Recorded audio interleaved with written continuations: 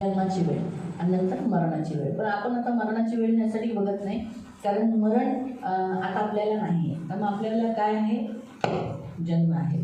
म्हणून आपण जन्मदिवस साजरा करणं गरजेचं आहे. आणि स्तोत्र संहिता 139 असं लिहिलेलं आहे की मी आईच्या पोटात असताना तुम्हाला जन्म दिला आणि तेव्हापासून तुम्हाला ओळखतो. 13 वचनापासून तुम्ही वाचलं तर चंचल समजते. मराठीचा उद्देश तोच आहे की आपण जन्म आहे ना आपला एक अद्भुत रीतीने झाला आहे.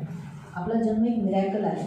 तर आपल्या अंगातल्या नसा विसा जर तुम्ही पाहिल्या एक अद्भुत रीतीने आपलं एकदम अशा गुप्त ठिकाण म्हणजे एकदम अंधारात अगदी गुप्त ठिकाणी तिथं कोणच जाऊ शकत नाही, कोणालाच माहिती नाही आपण वाढत असताना. म्हणून आपला जन्म हा एक चमत्कार आहे. म्हणून आपण जन्माच्या दिवशी देवाला खूप धन्यवाद दिले पाहिजे. कारण आयझाया 43 त्याचं 20-21 वचनात लिहिले की देवाने आपल्याला ह्यासाठी जन्म दिला आहे की आपण त्याची काय करावी, स्तुती करावी. आपला प्रत्येकाचा जन्म जो इथे झाला आहे ना तो स्तुती करण्यासाठी, देवाला धन्यवाद देण्यासाठी आणि आपल्याला देवाने का बनवले त्याच्यासाठी. जसं तुम्हाला मुलं झाली आहेत ना, तुम्ही मुलांना का जन्म दिला, स्वतःसाठी दिला, माझ्याबरोबर राहावं, मला कधीही सोडून जाऊ नये. तसंच देवाने आज आपल्याला जन्म दिलेला आहे. आपण देवाबरोबर राहावं, देवासाठी जगावं, देवाच्यासाठी जगावं. म्हणून हा माणसाचा उद्देश आहे. आता माणूस काय म्हणतो, अरे या जगात आले, नाव मोठं करायचं आहे, खूप हे करायचं आहे.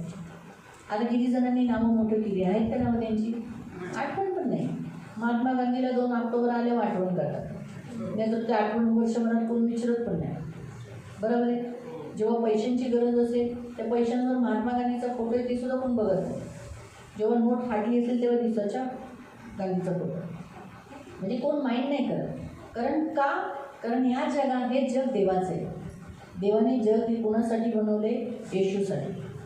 अगदी स्पष्टपणे कलसीकरांच्या पत्रात लिहिलेलं आहे, हे जग जे आहे ते सगळं देवाने येशूसाठी, त्याच्या पुत्रासाठी बनवलं. म्हणजे आपण पण त्याच्यासाठीच बनवलं. मग आपण त्याच्यासाठीच जगावं, हा त्याचा मुख्य उद्देश आहे. म्हणून आपण जन्माच्या दिवशी देवाला खूप धन्यवाद द्यावा की देवा तुम्हाला जन्म दिलास आणि मला जन्माच्या दिवशी आतापर्यंत सांभाळलंच. कारण बरेच जण आईच्या पोटात मरून जातात, काही जण गर्भपात करतात, म्हणजे नको मला म्हणून नको म्हणून काही जण ॲबॉर्शन करून टाकतात. पण देवाची स्तुती, आपण जिवंत आहोत, जन्म घेतला आणि मेन आपण देवाला ह्यासाठी धन्यवाद दिला पाहिजे की आपल्याला येशू भेटला. नाही तर असंच किती जणांचं आयुष्य असंच जातं, देवाला न ओळखतात. त्यांना येशूबद्दल सांगण्यात येतं, असं कोण माणूस नाही की ज्याला येशूबद्दल सांगण्यात येत नाही. सगळे येशूचं बद्दल ऐकतात, पण स्वीकार करणं न करणं त्यांच्या हातात असतं. आपल्याला देवाने कृपा केली म्हणून आज आपण देवाजवळ आहोत ना. मग आज सांगण्याचा उद्देश तोच आहे की आज जागृतीचा वाढदिवस आहे आणि देवाला तिने धन्यवाद ह्यासाठी दिलं पाहिजे आणि आपण पण देवाला ह्यासाठी धन्यवाद दिलं पाहिजे की ती आज येशूत आहे. आणि आपण ह्यासाठी धन्यवाद दिलं पाहिजे की ती आपल्यामध्ये देवाने दिला आहे. आज या जगात किती मंडळ आहेत, बरं झालं ना ती कुठं दुसरीकडे नाही गेली. मग आपण पण धन्यवाद दिला पाहिजे की देवाने आपल्यामध्ये पण एक चांगली मुलगी दिलेली आहे जी देवासाठी आणि आपल्यामध्ये काम करते, सेवा करते. मग देवाने जन्म दिला तर त्याच्या काही प्लॅनिंग्स असतात, काही योजना असतात. मग त्या योजना वाढदिवसाच्या दिवशी देव सांगतो. प्रत्येकाला वेगळ्या वेगळ्या असतात. मग आज जागृतीसाठी सुद्धा देवाने काही अपॉर्च्युनिटीज दिलेल्या आहेत. देव म्हणतो की मी तुझ्या समोर एक संधी देतो. देव आपल्याला तिच्यासाठी ते स्पेशल वचन आहे, तुम्ही स्वतःसाठी सुद्धा आजच्या दिवशी वापरू शकता. कारण देव जेव्हा वचन देतो ती भविष्यवाणी असते. तर देव आजपासून तिच्यासाठी अपॉर्च्युनिटी देत आहे. देव तिच्यासाठी एक तिला संधी देत आहे. तर आपण काढूया वचन. आपण पहिलं वचन, 2 वचन दिलेली आहे. तर पहिलं वचन आपण विलापगीतचं बघू. विलापगीतला मराठी विलापगीतचं ठीक आहे. त्याचं 3रा अध्याय आणि त्याचं 23 ते 26 वाचा मराठीमध्ये. कुणी नाही आणलं मराठी?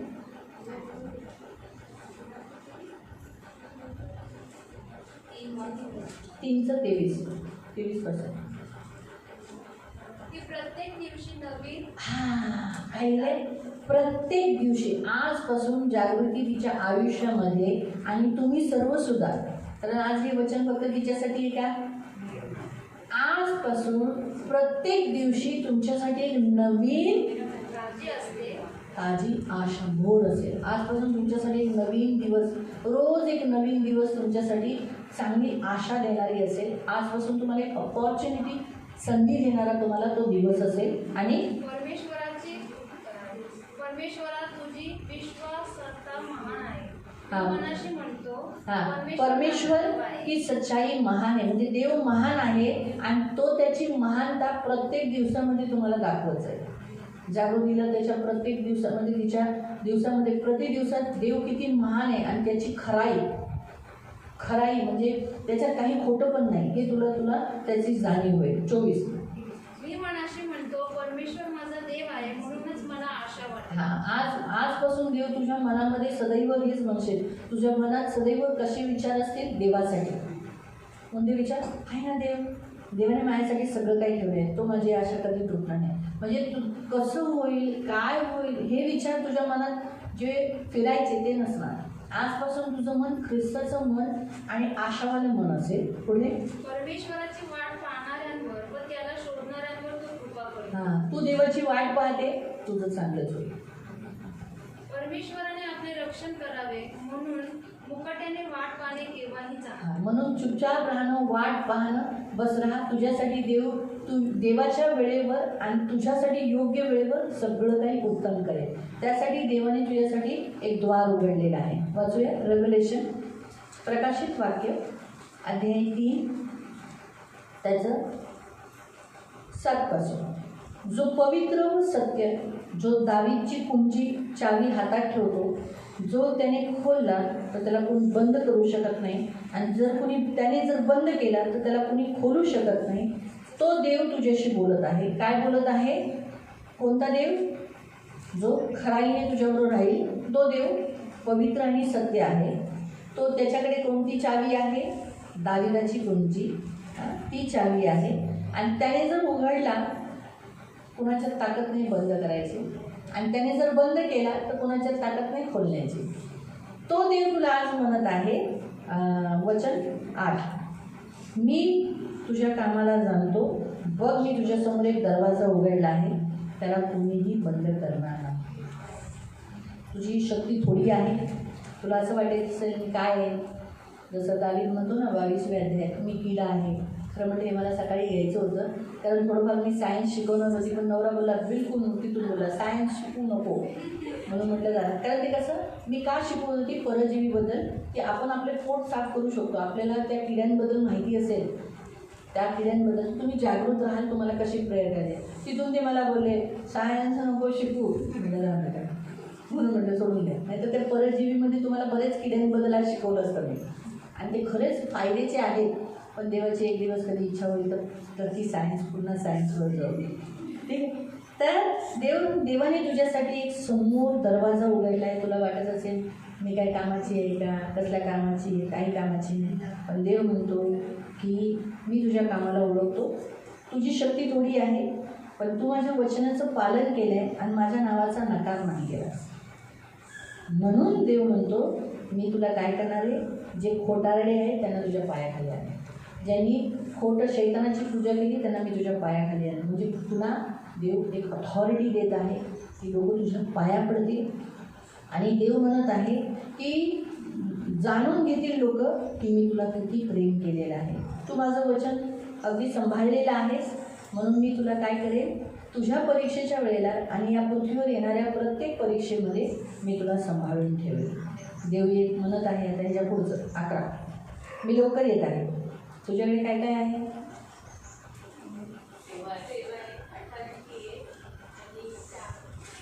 आणि प्रेम ते तर ते सांभाळून ठेव. तुझा मुकुट तुम्ही घेतला नाही पाहिजे. देवाने तुझ्यासाठी मुकुट ठेवला आहे, त्याला पकडून ठेव. शैतान नक्की तो चोरी करायचा प्रयत्न, तो चोरच आहे. चोर नेहमी लक्षात ठेवा. तुमच्यासाठी सगळ्यांसाठी मुकुट आहे. आपला मुकुट कुणी चोरी करू, तुम्ही काय करता? तुमचे कानातले चोरी होणे म्हणून तुम्ही काय करता? सारखं आहे ना. ट्रेनमध्ये गेल्यावर तुम्ही काय करता? तुमचे असं करता, म्हणजे ते काय घातले ते लपवून ठेवता. आणि बाहेर असतं ना असं, मग ते तुम्ही काय करता, आत टाकता. म्हणजे काय करता, तुम्ही चोरापासून वाचवता ना. ती चोरी होणार आहे का, नाही होणार, पण तरी पण आपण हे सावधान राहणं गरजेचं आहे ना. जेव्हा तुमची ती बॅग असते त्याच्या चैनी लावून देतात, नाही तेव्हा त्या उघड्या अशा असतात. पण लगेच तुम्ही ट्रेनमध्ये किंवा रस्त्यात चालताना, मी पण माझ्या मुलीला होते तेच चेन नाही लागेल, चेन लागायचं काय म्हणतो, पैसे असो नसो पण काही चोरी होऊ नये बाबा, आपण आतमध्ये कुणी हात घालू नये, करेक्ट. ह्याला म्हणतात. तर मग तसंच आहे ना, तुम्हाला जो मुकुट आहे तो मुकुट चोरी होऊ नये म्हणून सावध राहा. हे देव तुम्हाला सांगत आहे. तू जय प्राप्त केला तर मी तुला मंदिरामध्ये खंब्यासारखं उभं करेल. खंबा का बोलला म्हणजे असं नाही की तुम्हाला गेला तो स्वर्गाच्या राज्यात खांबासारखा ठेवेल, नाही. त्याचा अर्थ आहे देवाच्या राज्यात तुला मजबूत करेल, ज्याच्याद्वारे हे जे आता खंबा, हा जो खांब असला तर बघा हा बाहेर खांब आहे, त्या वरच्याला काय केलं म्हणजे पकडून ठेवलेलं आहे. मग वरती किती उड्या मारा, किती लोक लहान मुलं उडी मारतील, पळतील, पण पडेल का, तर त्या खांब्यांनी काय केले, त्याला पूर्ण सपोर्ट केला, पकडून ठेवले. मग तसंच देवाच्या राज्यामध्ये देवाच्या काही लोकांना पकडण्यासाठी खांबासारखा तुमचा वापर करेल. म्हणून देव म्हणतो ना, मी तुम्हाला तरुणांसाठी वचन आहे, मुलींसाठी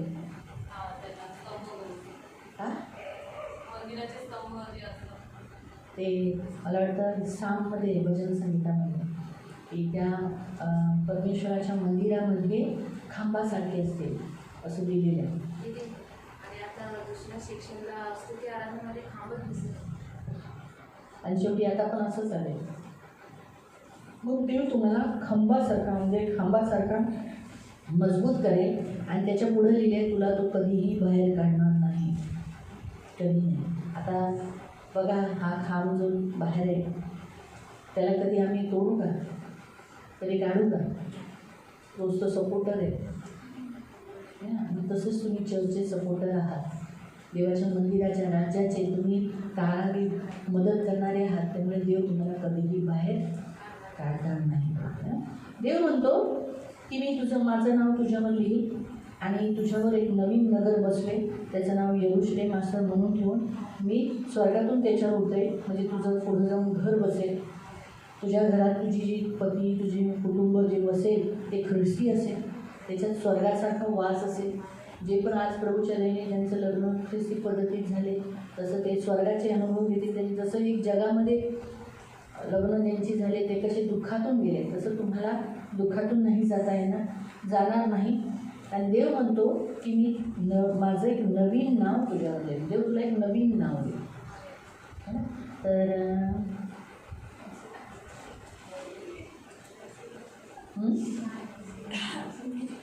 कोणतं नाव, हेप्सिबा, हेप्सिबा तिचं नाव आहे ना, हां हेप्सिबा तिचं नाव तिने ठेवलं आहे ना. हां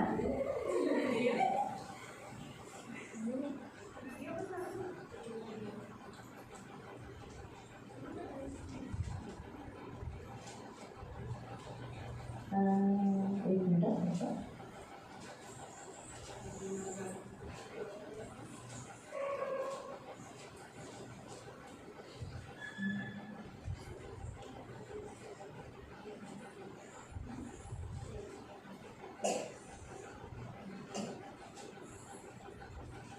मध्ये 2 काय हेप्सिबा आहे ना, आणि 65चं 15,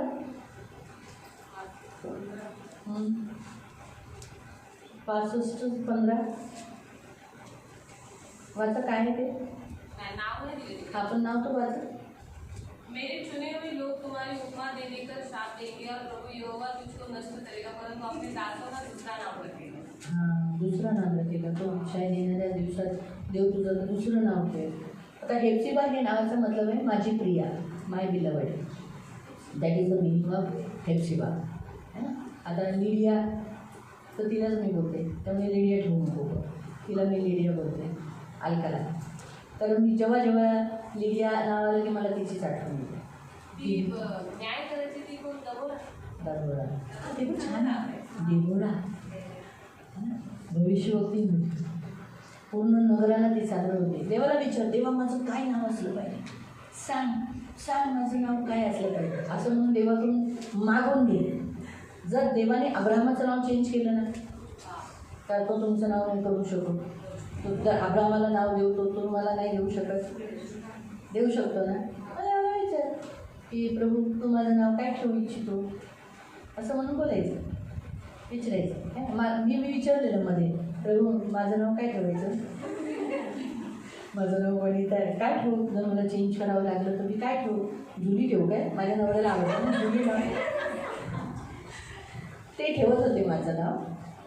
बप्तिस्मा घेताना कॅथलिक पद्धतीमध्ये असं आहे की माझा कॅथलिक बप्तिस्मा झाला आहे, तर त्याच्यामध्ये गॉड मदर मला बोले की हम आपका नाम चेंज करेंगे, हम आपका नाम जुलिया रखेंगे. आणि त्यांना जुली पाहिजे होतं आणि त्यांना जुलिया पाहिजे होतं, आणि जे गॉडफादर माझे झालेले त्यांना जुलिएट पाहिजे होतं. तर म्हणलं एक काम करो, तुम जूली बुलाओ, तुम जूलिया बुलाओ, तुम जुलेट बुलाओ, पर मेरा नाम वनिता ही रहेगा. पण नाही, मी मध्ये विचारलेलं, तसं मला एक नाव भेटलं आहे पण मी नाही सांगणार. तर देव म्हणतो मी तुझं एक नवीन नाव तुला ठेवे, तुझ्यावर येईल. तर मंडळीला देव हे बोलत आहे, तुम्हालाही देव हे वचन देत आहे आणि तिलाही देत आहे. आम्ही तर आपण प्रार्थना करूया.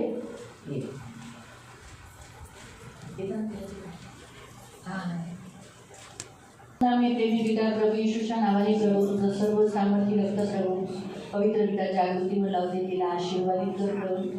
आज तू तिला म्हणाले आहे की तिच्या समोर तू खूप साऱ्या अपॉर्च्युनिटीज ठेवलेल्या आहेत, असं एक नाही खूप साऱ्या, तर तिच्या आयुष्यात खूप साऱ्या अपॉर्च्युनिटीज येणार आहेत प्रभू. त्यामुळे माझ्या पवित्र पिता प्रतिदिवस तिच्यासाठी नवीन संधी चालून येत आहे, आणि तू किती खरा आहे तिच्यासाठी हे ती जाणून घेईल प्रभू. तू किती महान आहे तिच्यासाठी हे ती जाणून घेणार आहे. म्हणून प्रभू ती तुझ्यामध्ये थांबून राहील, त्याबद्दल मी तुझे आभार मानते. तिला आशीर्वादित कर. आणि प्रभू रेव्हलेशनचं अध्याय 3:7 सगळी वचनं मी येशू ख्रिस्ताच्या नावाने ठेवते प्रभू. तिला आशीर्वादित कर, आणि जी वचनं तू तिच्याशी बोललाय प्रभू तसंच तू करणारा पण देव आहे. मी तिला आशीर्वादित करते. आम्ही सर्व मंडळी तिच्यावर हात उभारून तिला आशीर्वादित करतो. ये फूले फले फलवन हो जाए, बहुगुणित हो जाए, संख्या में बढ़ जाए, और जैसे तूने उसके विषय पे दिखाया है तो सत्य से उसकी कमर कस कर प्रभु, विश्वास से उसकी कमर बांध कर प्रभु तूने उसकी सेवा के लिए उसे खड़ा किया है, और उसे एक शिरोमणि बोलकर सिर के ऊपर प्रभु तूने एक अथॉरिटी दी है. तो प्रभु तेरी योजना उसके जीवन के लिए पूरी, जैसे तूने कहा मेरी तुम्हारे लिए योजनाएं हैं, हानि की नहीं परंतु संपन्नता की, कुशलता की. तो वही सारी योजनाएं इसके जीवन के लिए पूरी होने के लिए प्रार्थना करती हूँ. ये प्रभु बड़े और तेरी हमेशा सेवा करते थे, आखिरी सांस तक तेरी सेवक बनकर प्रभु वो उसका पति उसका पूरा घराना प्रभु तेरी सेवा करते थे. रही बात प्रभु, जैसे तूने आज इसे प्रॉमिस किया मैं तुझे एक नया नाम दूंगा, तो फिर प्रभु तेरी ओर से एक नया नाम देना तूने कहा है ना. तो इन्हें और यहाँ जितने लोग हैं इनको भी, जो अगर इनमें किसी की इच्छा है तो इन्हें भी तू दे देना. लेकिन प्रभु जागृति को तूने ज़रूर कहा है मैं तुझे नया नाम दूंगा, फिर प्रभु उसे ज़रूर प्रभु नया नाम देना. धन्यवाद देती पिता, आपका लहू लगाती हूँ, आपके पंखों में इसे सदा सुरक्षित रखना, दीर्घायुष्य देना, शैतानी कोई भी हमला उन्हें नहीं देना, हमेशा जागरूक रहने के लिए मदद करना, यीशु के नाम से.